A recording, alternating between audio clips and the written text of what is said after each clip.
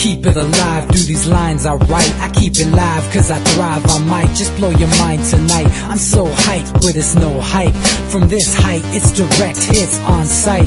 I'm your type, lend me your ears to show you that there's something in me. I'm not giving up, I'm standing right here, holding these days hostage, and I'll make this my year. We turning fear into love, and the love's in the air. I love doing this cause nothing compares, nothing can share that same type of feeling when you feeling them flares. They can't catch it, it's havoc. I rip to a tear, switch the scenario, my stereos, I leave them impaired. Variables start to change and they're all in my range. I just gotta grab it, it's all mathematics. Every step is drastic, I make it fantastic. I'm trying to take your breath away.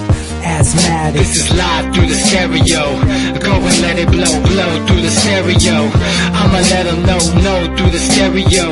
Yo, here we go through the stereo, stereo. This is live through the stereo. Go and let it blow, blow through the stereo. I'ma let them know through the stereo. Yo, here we go through the stereo, stereo. Yeah, just nod your head with it, so explicit and vivid. Every image is intricate, intimate. I put my all into it, no scrimmage and no rules. I'm a pro tool, hear my heartbeat, beat into the vocals. I'm so loco, lost my mind, oh no. It's Ponderoso, dope, so no overdose, cause it's dope, yo. Man, this is house grown, mixed with some milestones. So I let the style flow down like the Dow Jones, bringing it with some foul tones, letting the crowd know we getting loud, so it's eardrum rudiments. Yeah, we bring it rude again. Move, little hooligan. Music for tuning in, full time to the 10. I'm on my clock like I told you. I'm doing this for dreams we pursue. Hey everybody, welcome back to the Anti-Media Radio once again with your host Nick Burnaby of the antimedia.org and DB Schwartz. How's it going, bro? Doing good, man. Just reading up on a lot of the stuff going on, and it's always the same stuff. The stories just keep getting retread, but then more and more things are getting released. And, you know, the big one today is Greenwald's site launched, and, man, it's a pretty good one. Yeah, man, there's some exciting info coming out of there. I mean, unfortunately, it's mostly, stuff that we don't want to hear. I mean, it's stuff that we already suspected. Right. But yeah, I mean, if you looked at the in-depth and the professionalism in the Glenn Greenwald article today, I mean, it was just a great read, you know. And we're gonna get into that. We're gonna get into what Greenwald was talking about today. It's some scary stuff, and it's stuff that we talk about all the time on this show regarding drones and things like that, and the real dangers that we face with these drones and all that.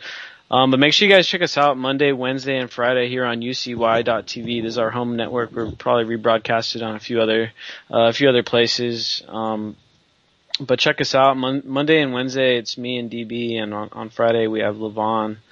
And she does a show that's a bit different than what we do. It's a little more of a, natural living type of show. And we get to cover all this nonsense that goes on in the whole politosphere and all this garbage.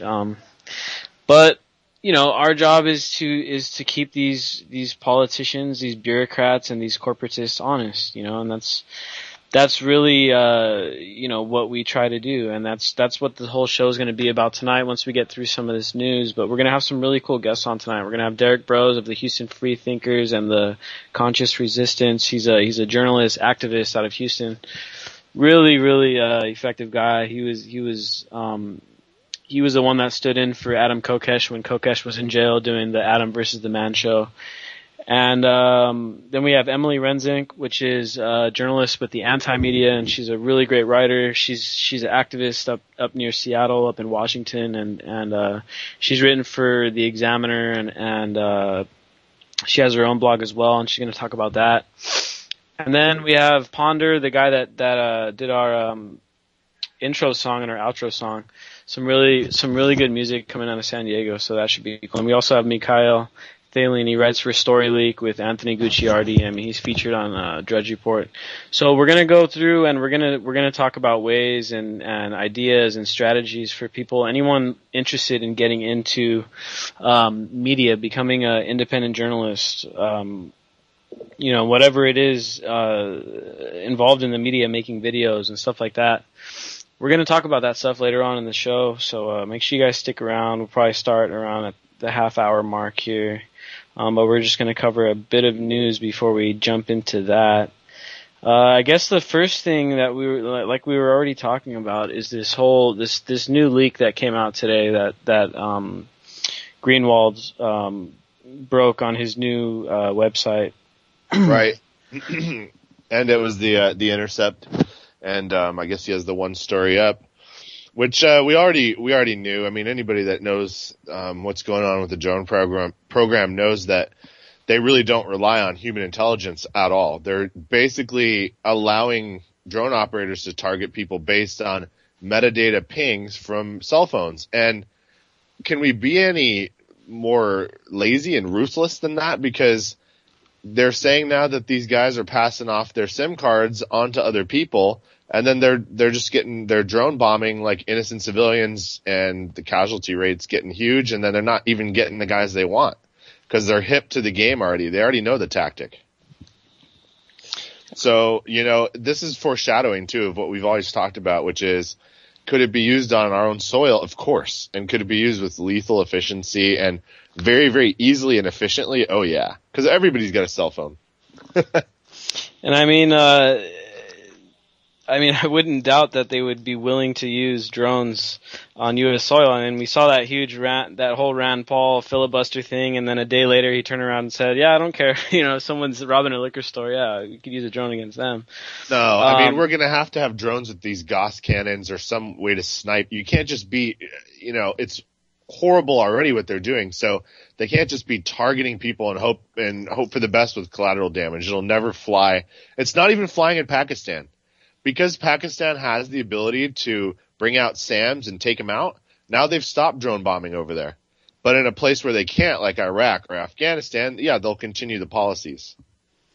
Yeah, and it's just so dangerous, man, because we got this whole system at the fingertips of these bureaucrats, and we don't know what the hell they're capable of doing.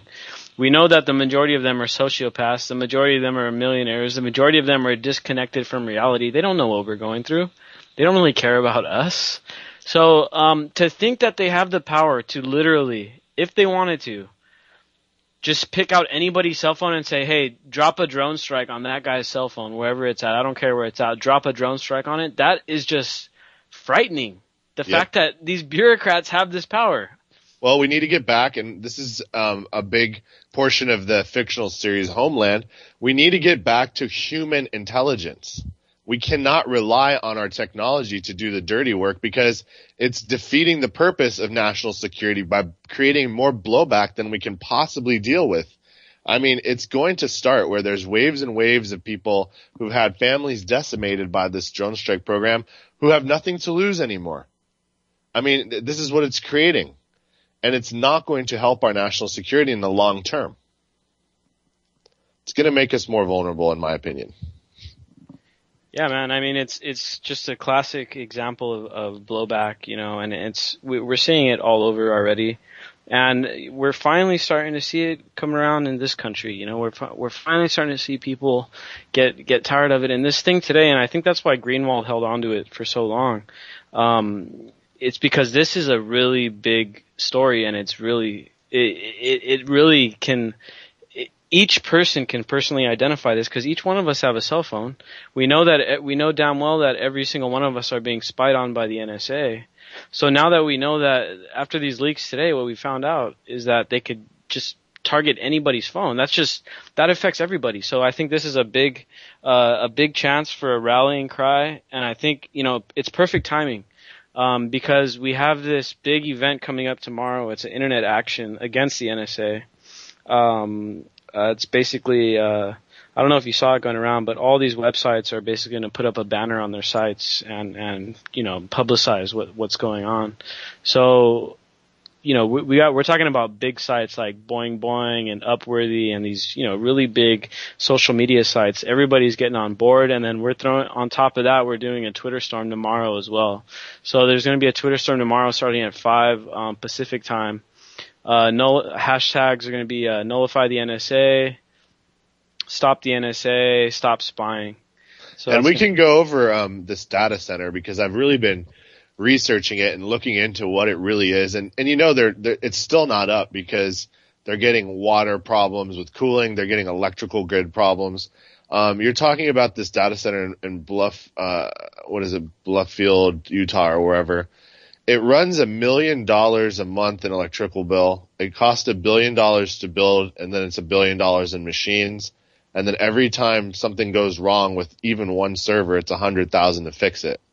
So it's not up, and it's not even holding that much data. They thought it was going to be able to hold all this metadata, and they'd be able to build their tidy little blackmail network or whatever the heck they're doing this for. And it's not even going to be able to hold as much data as they thought. So it's just a colossal failure on all regards, and it's patently horrible for our country. This data can only be used against people. It won't be used to keep people safe. How could it be? It can't be sifted through quick enough unless they're using an algorithm, and in that case, it's back to this metadata with no human intelligence. I mean, we all know that there's only a very, very, very small percentage of the population, let alone the Muslim population, are actually terrorists, okay? Maybe 0.00001% of the population. Yeah, who knows? Why do they need a data center that watches over billions and billions of people? Billions, because it's the whole internet. This whole terrorism excuse is a total straw man argument. It's just a scapegoat. I mean, they're building the biggest, I mean, it's already built, the biggest spy grid in the history of mankind. We got a bunch of unelected bureaucrats running the place. And who knows what the hell they're capable of doing. We already see what they're doing in the Middle East. They're killing innocent people because they're dropping drone strikes on cell phones that are being held by children or women.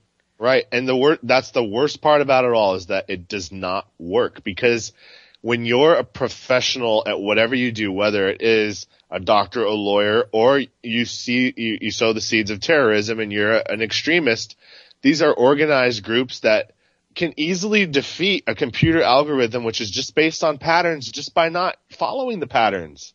Change your SIM card every time you make it's so simple to defeat that it cannot work against what they're trying to do. We know it's not for what they're saying it's for. It's obvious it's not. It's this whole like David and Goliath thing, dude. You got this huge behemoth, which is the U.S. government, the NSA. It's a slow moving giant. You know, and then you got these terrorists, which, let's face it, by definition, terrorism is a guerrilla tactic. You're not going to beat a guerrilla tactic by building up these huge, giant systems. You know what I mean? You're not going to use an AC-130 to battle a guerrilla that's just right. One guy in a neighborhood, in a hostage situation. You're not going to bring out the AC-130. You're going to send in the hostage, negotiators. Everything they say they're doing this for, it doesn't make any sense because they're fighting this tiny guerrilla force and they're building up the hugest dragnet in the history of mankind. I mean, think about it from a logical perspective. We're fighting people from the past, okay? These are people, the mindset is hundreds of years ago. Their technology is nowhere near ours. Yet we continue to advance and build up this network that these guys will sift through like, cockroaches through cracks in a dilapidated building. They can't be caught by this net because this net is an en masse net. It can't defeat, like you said, a guerrilla warfare force. Only human intelligence and boots on the ground can do that, and we're getting away from that. So we know we're not meeting the enemy head on. We're preparing for something much, much larger than what we've been told.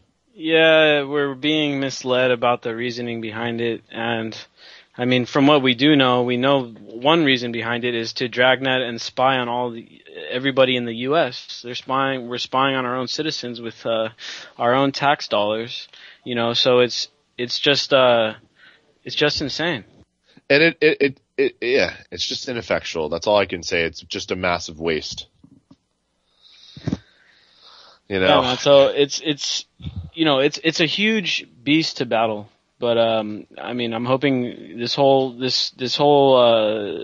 new Greenwald site, this information that we got today, combined with the existing amount of people that are just pissed off because of all this NSA and all this privacy abuse, add that into this big event that's going off tomorrow. I think we're going to start to see a big shift. We saw that these lawmakers, I forget what state they're in, but they're moving to basically remove the water from the NSA facility, so they're not going to be able to keep this thing open. I mean, the local representatives are starting to finally react to this stuff, and they're starting to realize, okay, our constituency is pissed off. They're not going to let us get away with all this spying, so now we're going to have to roll it back. Yep. I mean, as long as we're still armed as a nation, we still can tell these guys what to do. That's where the dominoes lay. If they try to pull any of this other garbage they try to do with gun rights and this Bloomberg idiot, with the mayors against illegal guns, which I saw that is dissolving now because people aren't buying into it. We know that we're free because we're armed, and we can't stay free if we're not armed, and they can't push this stuff down our throats too much longer if we stay armed, because we will get together and we will stop it, even if it is just community by community. And if New York City wants to remain under a Bloombergian type socialist paradise, go for it. And Los Angeles will go the opposite way with banning GMOs and all the other good stuff we like. And defunding this whole NSA stuff. I mean, that's awesome that's starting to finally happen. Well, states' rights are going to come back, like we've said. The prevalence will increase because politicians at a local level, House of Representative guys, they're on 2-year schedules. They have to basically, succumb to the will of the people, and you can do things at a state level. Look at Colorado. They can't stop it. I just read this story this week about these people in Maine, and I believe the city was called Kennewick or something like that.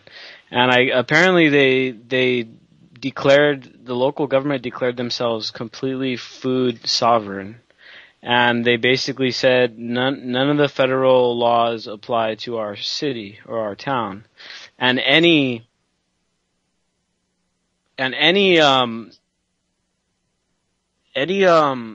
federal agents that try to go in there, it basically says in there that you guys it's illegal for them to come in. So if the federal agents try to come in and try to regulate us, the FDA tries to come in and say we gotta do things a certain way, then the local officials have to arrest the federal officials. And that's kind of the same angle that they are taking with this anti-NDAA legislation. It's not really valid, just like how they said we got anti-NDAA legislation in California at the state level. If you look at it, it's actually not valid because they just basically say the local officials can't be involved in the indefinite detention of U.S. citizens. We're hip to the game now, Nick. We know they're going to use a major catastrophe probably planned by them to gain total control. And this is the whole game, the flag game, like they like to say, white flag, black flag, false, and so on and so forth. And individual communities are starting to understand, at least people that know what's really going on with the inner workings of our government know that if something goes down, we lose all autonomy at an individual state level. Not even that, at a local level, you'll see things like troop conscriptments and stupid stuff like that, and quartering foreign troops and giving away land. All that stuff's in the workings. So to nullify a lot of these crazy laws is a great thing. It's the only way we're going to be able to pretty much keep our country intact, in my opinion. We have to get back to state rights. Yeah, man, it all comes back down to local governship. I don't even want to say government because government to me is like a bad word. But local leadership. Local leadership, because if we're going to let these federal bureaucrats push us around and tell us what rights we do have and what rights we don't, then we're not actually free. We're only free as long as we follow their rules that they set up. If you look at the justice system, you look at any institutional function of this country, it only benefits the very rich, and it is regressive against the poor. The poorer you get, the worse you're affected. You talk about the drug war, we talk about the war on drugs, we talk about the prison population, we talk about the monetary system. It's all regressive. It all goes against the poor people. It's really simple. I mean, we won World War II.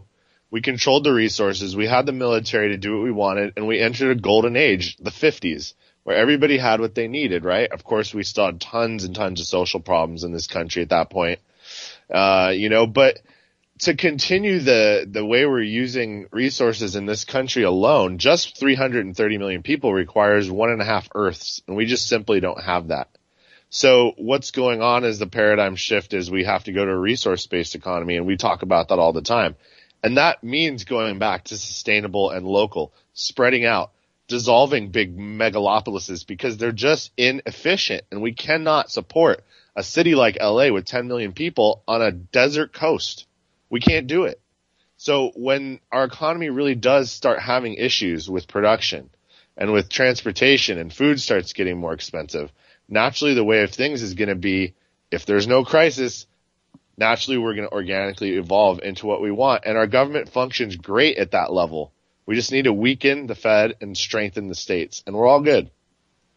Yeah, exactly. I mean, and like I always argue, is break it down even further than the state level, at least, like what they're doing here with this food sovereignty, like we're trying to do with the NSA, and also what they're doing with the NDAA, is the more local you can get, the more responsive you're gonna more of a response you're gonna get from your people, your local representatives. And then if they don't listen to you, then guess what? Then it's time to just say, you know what, then you recall them. Yeah, then you say, you know what, you guys are no longer, I no longer consider you my local government, so I'm not going to abide by your whatever it is that you're trying to tell me to do, because that's just how it's got to be. Because if we don't get to that point where we just have individual sovereignty, then we're always going to end up slowly but surely letting it seep back into this centralized power. And let's look at it. The country was founded on this idea of a decentralized,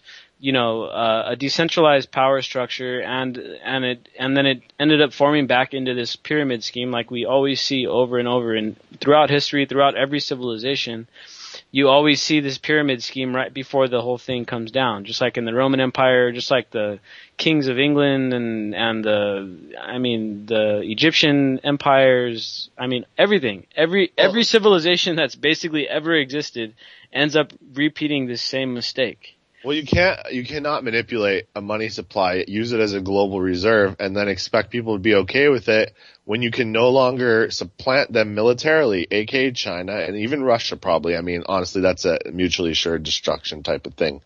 But that's what it's coming down to. It's just there's a shift of power to the east. We knew it was coming. We knew the dragon was rising. They've said it forever. And we're just going to have to adapt.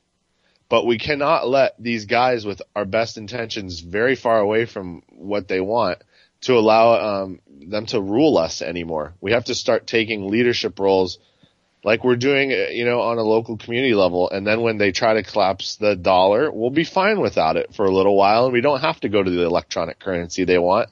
We'll go to the new dollar. We'll go to a gold-backed or some other backed dollar, and we'll be okay. We'll get the economy back to where it should be, and it'll function great. Yeah, as long as you have freely competing currencies, you don't got to worry about getting too big of a hit. Now, the problem is that right now, as we're seeing Bitcoin get closed in on, Russia just announced that they plan on banning it, basically. Right. The problem is we don't have currency freedom. Hey, you use whatever it is we tell you to use. If not, we're going to put a gun down your throat, or you're either going to become homeless or you're going to get thrown in jail. Right. So it's like basically you got a few choices. Not any of them are good unless you follow our rules. And so that whole idea has got to go. And we're starting to see. Yeah. Well, we're starting to see the rules have worked forever. It's just they can't anymore. We got to change everything. Like we're starting to see that the industrial base of our economies worldwide, as we're all competing for resources now, is stretching everything too thin, and they're not going to release Tesla tech. We know that. It's too valuable for them to keep us buying into oil and all these other things. We're going to have to take it upon ourselves, and everybody house by house gets off grid, and then we start really, really going to town halls and going, we want this done. Oh, you're not going to do it because your corporate, sponsor said not to do it? We're recalling you right now. Yep. And it's really, really easy to do it. We just got to have people engaged and involved, and it's got to hurt for them to do something. See, it hasn't hurt yet. Bread and circus is still working. Yeah, that's true. There's not enough people that have felt it yet. Not yet. A lot of people have felt it. Now, yes. Unfortunately, all the people that have felt it, they're the people that are already like, they've already been, beaten down by the system for so long. They're already so poor that they don't really have the time or the resources to try to fight back that much because they're too busy just trying to work 2 jobs just to scrape it by. Right. Now, when this stuff starts really, I mean, let's face it, we've been seeing the middle class get squeezed for years. But when this bubble finally pops and the middle class finally feels it, that's when everything's going to change, and it's going to change way quicker than any of us could even think about right now. Yeah, I mean, it's going to be probably kind of sudden. We've always kind of expected there'd probably be something like the banks would close and there'd be a bank run. And it looks like they're kind of prepping for that in a lot of ways, limiting, people from pulling money out in big amounts and stuff like that. At least in Europe, they're trying to implement this stuff. And they can use Greece for the excuse. But in the U.S., that's not going to fly. We know our country is immensely wealthy, but it's not being trickled down. Reagan did not tell us the truth, and we need to basically break all these Fortune 500 companies up and then break the government up into the local level. Yep, exactly. Now, a little earlier you mentioned Dianne Feinstein, and there was a quick story I wanted to bring up real quick because this I think exemplifies what we're talking about right now perfectly. You ever heard of Code Pink? Yes. Okay, so apparently Code Pink San Francisco has been in this feud with Dianne Feinstein for a while now, I guess. And tomorrow, to coincide with this event that I was talking about at the beginning of the show, this Stop the NSA event, Nullify NSA, whatever it is you want to call it. Apparently Code Pink San Francisco is going to be down at Feinstein's house setting up surveillance cameras and actually going to start surveying her house. Well, it's legal. You can take a video of a public street right outside someone's residence. Nothing wrong with that. Yeah, so as a form of protest, they're kind of basically turning the tides on these politicians that are pro NSA. And Feinstein has been one of the worst. Oh yeah. I know we talk about her a lot with gun control. She's a huge gun grabber as well. She's also she owns a gun. Yeah, I know. She has like 4 armed guards around her at all times. I mean, these are not royalty. They're not. If we allow them to act like royalty, they will continue to do so, and we will suffer the consequences. But these people, unless they prove to us they aren't human beings like we are, and a lot of people think that could be the case, then they don't deserve extra special treatment. Even if they worked hard for this position, they are servants to the public. They get a great pension and a great retirement, and they're supposed to do what we want when they're in office, what we want, because the public knows what the public needs, not them. Badges don't grant extra rights, and neither do suits, and neither do titles. So I don't care what the hell your title is. That doesn't give you any right above any one of us other peasants out here in the streets. You know what I mean? I mean, it's unless they can prove that they're superior, come out of your, unless this is an episode of V or something, then, why do I think you're superior to me? I mean, you've shown you can run a state into the ground that should be running a fat surplus. I mean, God, we're in the red. Can you imagine the 10th most powerful economy by itself in the red because the rest of the country's dragging us down and someone can't run the state? It's pathetic. Yep, mismanagement, bureaucratic systems, corporatism, I mean, you name it, it's rife in our state. Now, fortunately, everyone in our state pretty much knows it, except the problem is that they keep on re-electing people like Dianne Feinstein and, Nancy Pelosi. These are California. This makes me ashamed to be from California, kind of. Well, who runs against them? It's Republicans. Republican cannot win in California. It's so rare. I couldn't even believe Arnold made it in. It was just Gray Davis being so inept. So you just can't win here. And this is why I like the idea of a third or fourth or fifth or as many parties as needs to come up just to knock these incumbents off their thrones. They're not doing the job anymore. Now that you mention as far as the alternative parties, third parties, independents, I'm helping Free and Equal.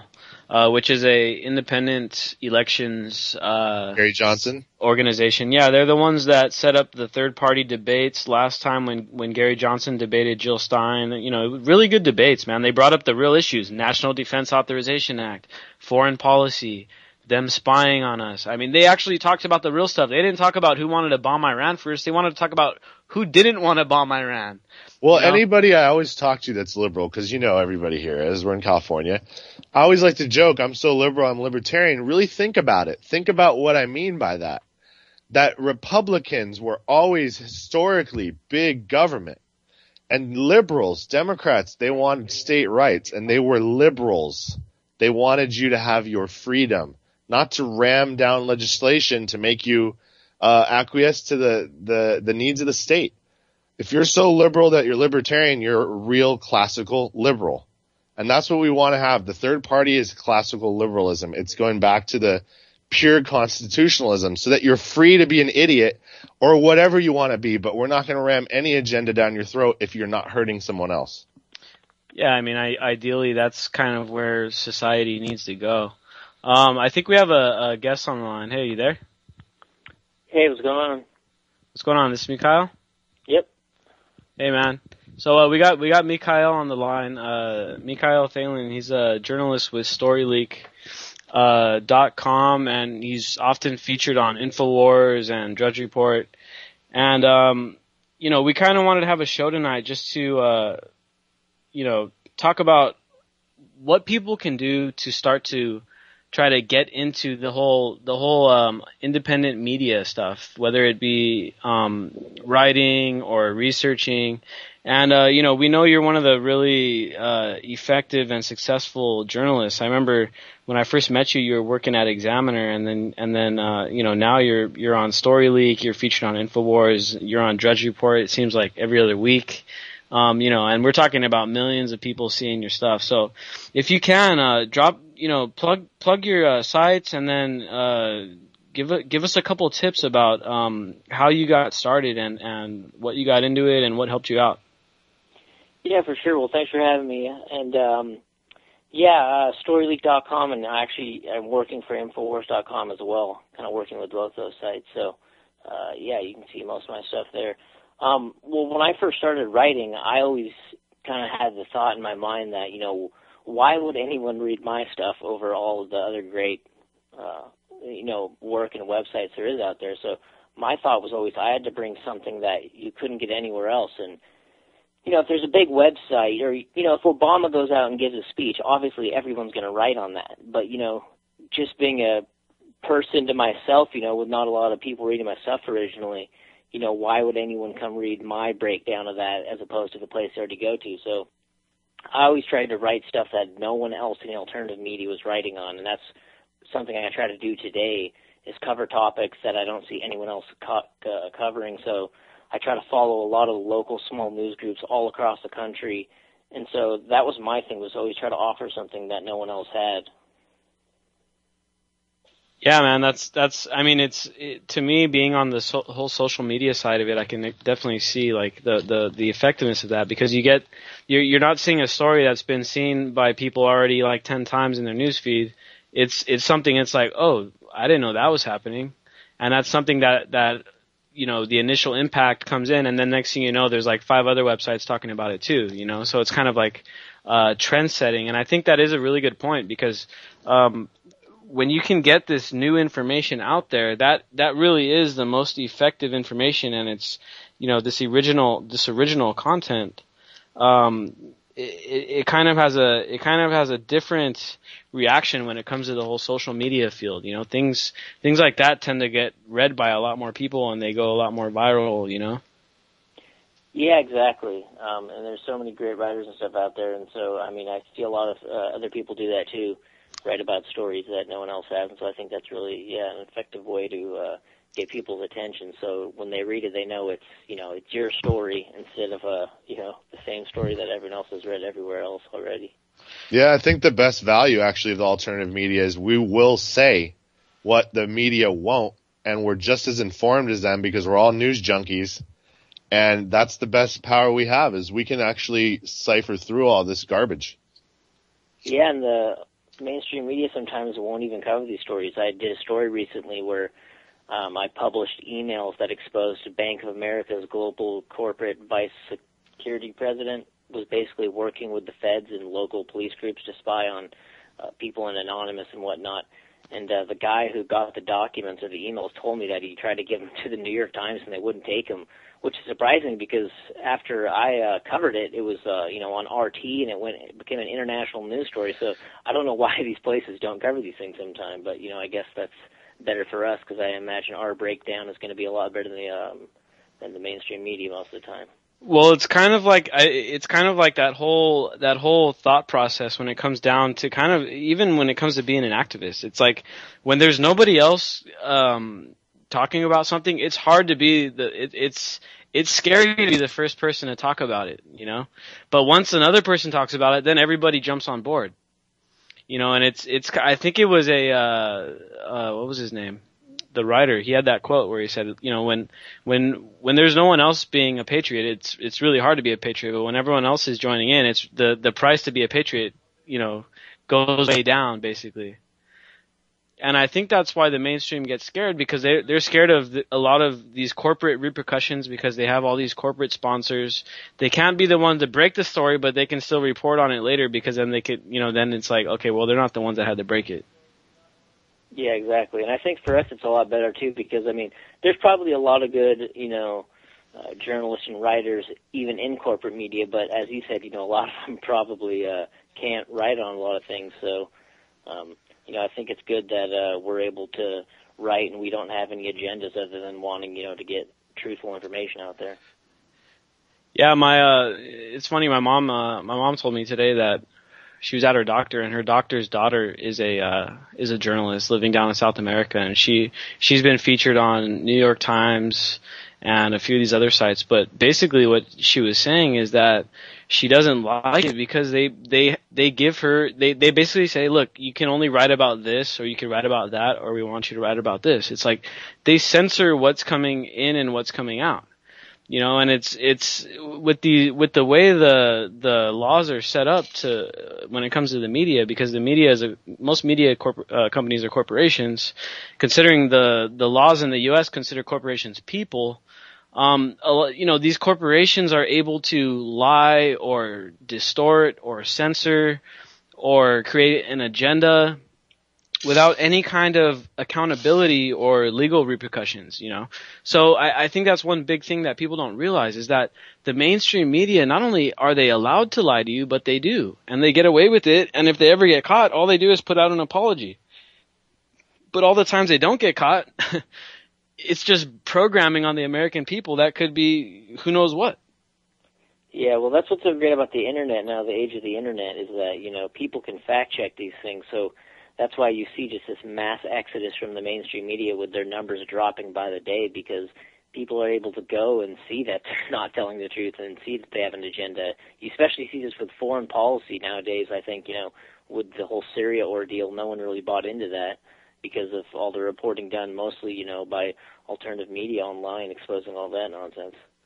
Yeah, I saw an article that basically said like Syria is probably the first war that the alternative media stopped, and it's true because if you look at the mainstream, I don't know if you saw that report that came out a few months later, and of course it didn't come out for a few months afterwards, but it turns out that almost all the people that were being interviewed on TV about Syria, all these experts, quote unquote experts, turned out to be basically representatives of the defense industry, basically lobbyists and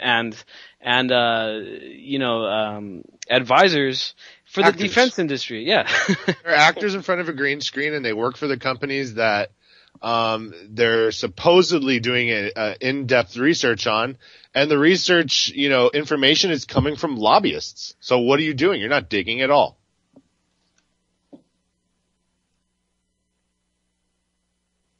Yeah, man. I mean, it's like once the people finally get a hold of it, and once they finally grasp that, I think we're going to see it. We're going to see the shift come a lot quicker. And like you were saying earlier, Mikhail, about how their numbers are dropping and their ratings are dropping. I mean, all of our website numbers are growing. You know, all the websites are growing, and all this mainstream media stuff is dying off because they're not covering stuff. They're not covering Fukushima, and that's one thing I wanted to get into because I know you've been doing a lot of in-depth articles on Fukushima. Maybe if you could talk a little bit about how you go about finding your info for these stories, and also why you think the mainstream has been ignoring it. Yeah, that's something that's been a really popular issue, and it's really hard because there is a lot of different information out there with some people farther believe it's much worse, and some people that don't believe it's as bad. I mean, I pretty much find it the same way I find all the other news I find is, just staying totally glued to the news stream about 15 hours a day. So, but otherwise, that's a big issue, and I always find it funny that the media always, will push certain environmental issues when they, are going to get paid from it. But, when we have real environmental issues like this, you don't hear a word from the mainstream media. And so, the thing is, all we have seen is lies come out. And we're now coming out and hearing that, the levels in Japan are so much higher than they originally said. And it's like every week you hear that what you were originally told 6 months ago is much worse. So I really have no trust as far as the mainstream media telling us what's really happening over there. I read recently an article that said, even where me and Nick live in San Diego, it's in our kelp, and it's pervasive along the food chain everywhere because the oceans are all interconnected. So it's just going to come down to recognizing where the hot spots are. If we need to evacuate the West Coast, it's going to happen no matter what. So getting the information out there sooner rather than later, I really commend you for being part of that, because if it saves lives, it's going to be worth whatever we go through as far as persecution as alternative journalists, because at the end of the day, it's about spreading information that's important. Yeah, and you have to be really, careful, of course, to make sure you do a lot of fact checking. When there was there was some huge radiation in California that I, said, hey, is this Fukushima? And I also noted that it could be naturally occurring radiation, which it later turned out to be. And so I'm glad I said that it could be that. And a lot of people didn't say that it could be that. They didn't go with that because, I guess it wasn't, as exciting. And so those are the kind of things you have to do is fact check. But exactly, for me with Fukushima, it's such a big issue that, I'd rather err on the side of caution and say, hey, this could be Fukushima, instead of just saying, well, the scientists claim it's not, or the government claims it's not, especially with, all these dying sea stars that are melting along the entire West Coast and all the issues we have on the West Coast. I don't really want to, sit around 5 years and, wait for someone else to tell me that it's bad. I'd rather, know that it's bad now. Yeah. Yeah, we need to know it's bad now because it's still possible to clean up, and we have to force them. Like me and Nick have gone over before, there's options, natural options. There's hemp, and then there's the goo they found in Chernobyl that eats radiation. So we can clean it up. We just got to force them to do it. Well, what's so sad about it is that even the cleanup is like a whole corporate ordeal, I mean, they're not going to let they would never go like, oh, this, alternative solution is so much better. They're just going to go with, whichever company lined their pockets the most. And you see that with oil spills. I saw a report from John Stossel and how some private company came out and said, hey, we want everyone to have a contest. We'll give you, I think it was $1 million if you come up with the best way to clean up oil.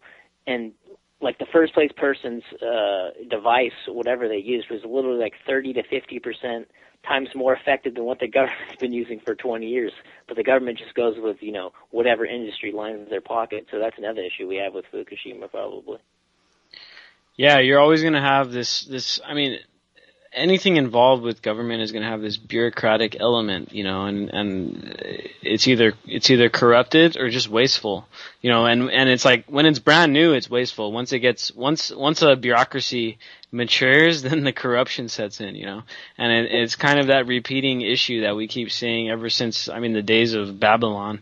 It just keeps coming back around over and over again. I wanted to ask you what you thought about, what do you think about, Glenn Greenwald's new venture, and about the story that he broke today about how the NSA uses metadata to do drone strikes in the Middle East. I'm not really surprised. The NSA, I mean, that seems like something that they would more likely do, that you would expect if you had to guess. You'd be like, oh, they'd be more involved in that kind of thing than spying on Americans. But I'm actually really excited to see Glenn's website. There's been some questionable things regarding, his involvement with people from PayPal for their history of, going against WikiLeaks and whatnot. But other than that, I think Glenn Greenwald has his intentions in the right place, and I think he definitely cares about what he's writing about. So I'm excited to see a news outlet that isn't going to hold back, and since there's such big names also, that I think the mainstream media is going to try to be like them, and I think that's better for everyone. Yeah, I think you're right. We're going to see a shift because we're like we were talking about, the mainstream media is seeing its numbers dwindle, and then they're going to say, oh wow, well Greenwald's site's doing awesome, and sites like Vice are doing great, and all these kind of a little bit more independent type of sites, and then they're going to try to emulate what's going on, but at the same time, of course, they're going to try to just co-opt, like they always do, try to co-opt the momentum or whatever, and try to, turn it back into some kind of distraction, more or less. But that's just become expected nowadays. It's just gotten to that point now. One thing that we always kind of cover at the anti-media, and I kind of wanted to get your take on it, is the way that every time the media creates this huge distraction, like this Justin Bieber arrest, Coke deal thing, whatever that was, and this whole Duck Dynasty ordeal, it seems like, it's when they create these huge media distractions is when the government does like its dirtiest deeds. So when they did the Duck Dynasty passage, the Duck Dynasty hype, that's when they passed the 2014 NDAA, which contains the indefinite detention provision, which basically removes all of our right to trial and our right to a defense and our innocent until proven guilty. Like, all due process is done away with under the NDAA. And they always sneak it in under these just total manipulation schemes. But what do you think about those? And I mean, what do you think's going on? Well, I'm not surprised, but I think it goes both ways also, where there's times where they have distractions set up, but then I think there's also times where things happen and then they take advantage of that and say, okay, what can we do while the attention's turned?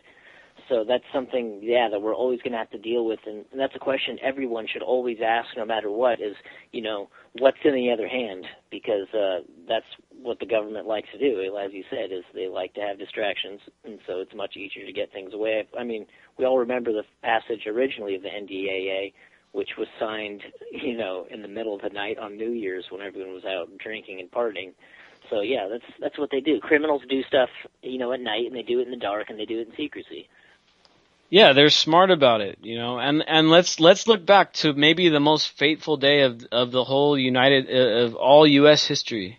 Back in 1913, when they signed into law the Federal Reserve Act, everybody was at Christmas break. They did it during Christmas. So, I mean, there's an obvious pattern going on here. They take advantage of times when people are distracted, be it the Super Bowl, be it New Year's, Christmas, some kind of media distortion, media manipulation. Whether they plan on it or whether they just take advantage of the fact, I mean, it's a pretty obvious trend, and I think that's one thing that I guess the people that are listening to this show, which more or less are probably people that know what's going on with the media and know what's going on in the world, that's one thing that we have to be really careful of. So when we see these, these big spikes in coverage of whatever, whenever they're doing this blanket coverage of something, we know that there's something else going on. And we got to catch it ahead of time and be able to look for what's really happening. Yeah, exactly. I mean, the mainstream media definitely goes along with that for sure. It seems they just sit around a lot of the time waiting for these stories to come out. So, I mean, as long as we can figure out what is going on as opposed to what they want us to think is going on, that's always a plus side. And you have to remember, in traditional media outlets, you're going to have generally the writers and researchers assign stories by editors. It's kind of like the way the Supreme Court shoots down every time we want something done.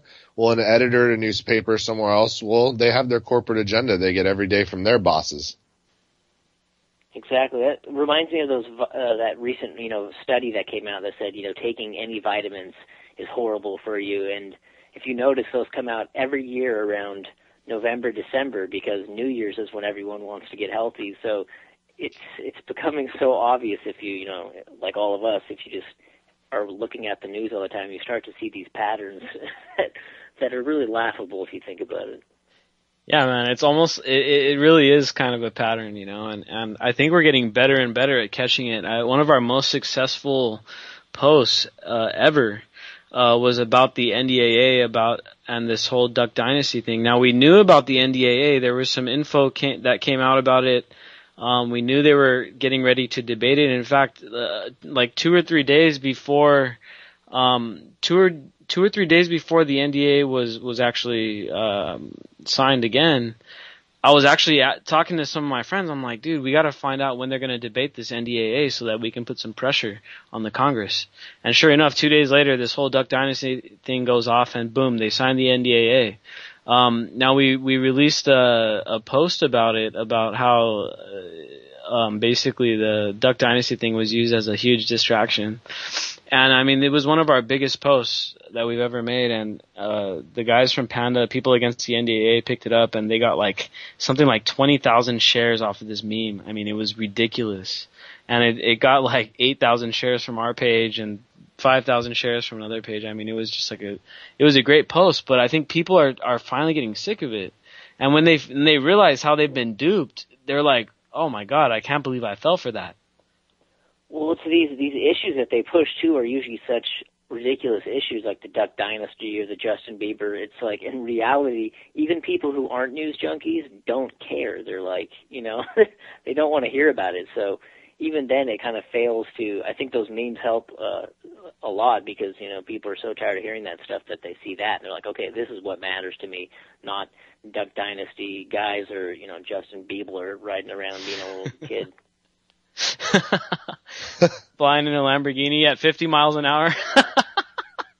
I Yeah, couldn't believe that. I don't know the details. I just couldn't believe that. He got caught drag racing and he was only going 50. I just couldn't believe that. Well, the best story was that his pilots had to wear gas masks because the cabin in his G5 was full of cannabis. Oh, man. That was the best story. So yeah, it's starting to get so predictable. It's fun to watch. It's fun to bring out memes like, hey, while you were all watching some guy make inflammatory comments about homosexuals on some show that you don't even watch, we passed something that affects everyone and we're going to indefinitely detain you. Good night. Yeah, and I just got to give props to the anti-media. I tell Nick this all the time, but they produce the best memes I've ever seen on the internet, so it's pretty fun to follow that site. Thanks, man. I appreciate it. Hey, we got Ponder on the line. He's the dude that hooks us up with our intro music and our outro music, and he just released a new album. But he's What's up, man? How you doing? Pretty good, man. Just chilling. So you're a local musician here in San Diego. You guys do some hip hop stuff. If you want, you can go ahead and drop whatever it is you're working on right now. I know you just released an album.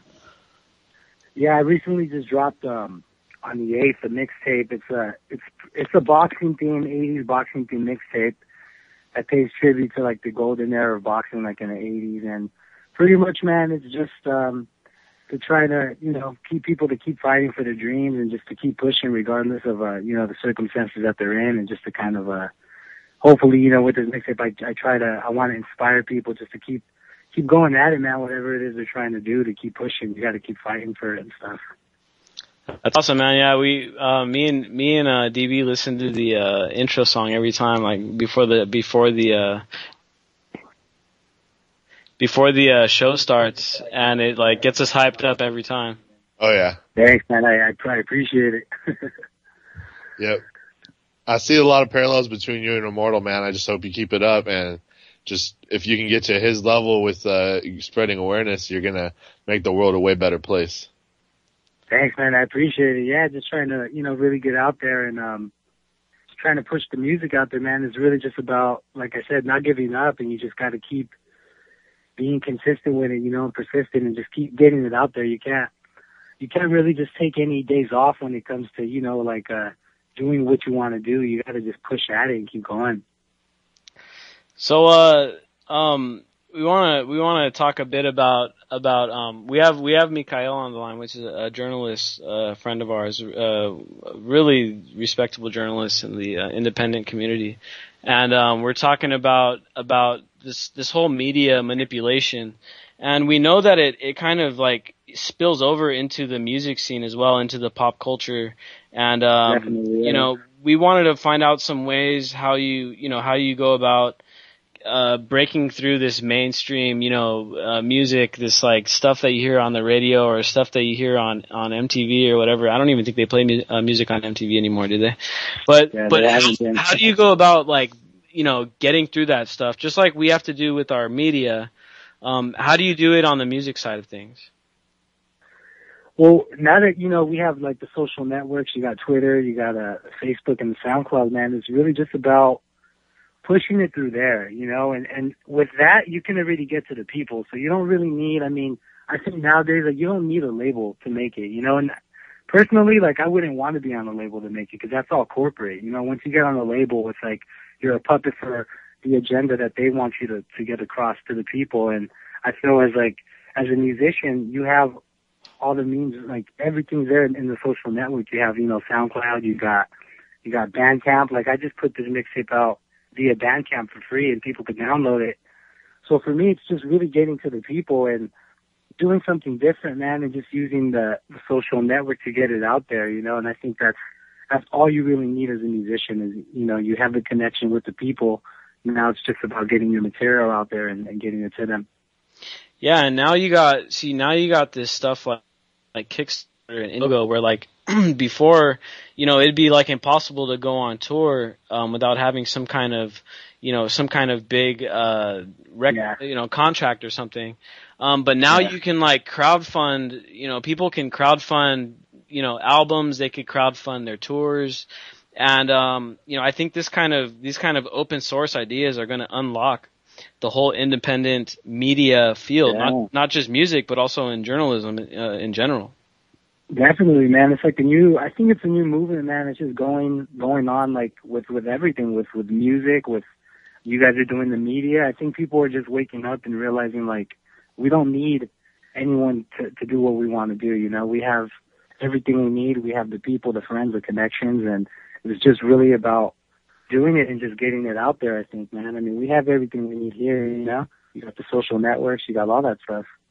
Yeah, man, it's just people. Like, you know, if the trend continues, and if we can go in an economic sense, in a media sense, in an organizational sense, where we can, and in an economic sense too, if we can keep driving this bottom up idea, which is the only way to go, and government as well, because we don't want to be governed by these. We don't want to be having some dude in Washington D.C. telling us what we can and can't put in our own bodies, or even what we can and cannot wear. I mean, I don't know if you've even seen this, but there's some stories about these cities that are banning sagging. They say you can't sag your pants in our city, you'll get a ticket for that. You know, I mean, these bureaucrats are, like, overstepping their bounds beyond anything we've ever seen.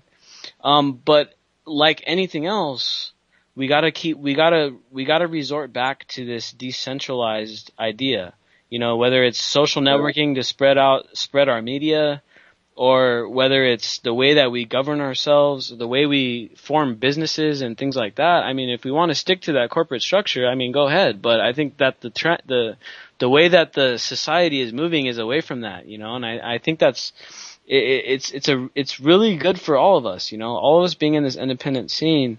The fact that these ideas are spreading, I think, is going to help us all. Yeah, I think, yeah, man, we're starting to realize that, you know, the corporate interest is not our interest, you know, they're just out for money, and, you know, and it's not really like, it's not what we're about, you know, we're just about, you know, I mean, we're trying to make a living, we're trying to do what we love, and, you know, like back to the record label stuff, like, you go on the label and you realize, like, you know, they're trying to push an agenda, and they're trying to make you be a certain way, and it just doesn't go. All right, man. Well, coming to the end of the show. You're having a launch party at the office in San Diego on Wednesday night. So you guys make it out to that. Thank you guys for calling in. We'll catch you guys on Wednesday.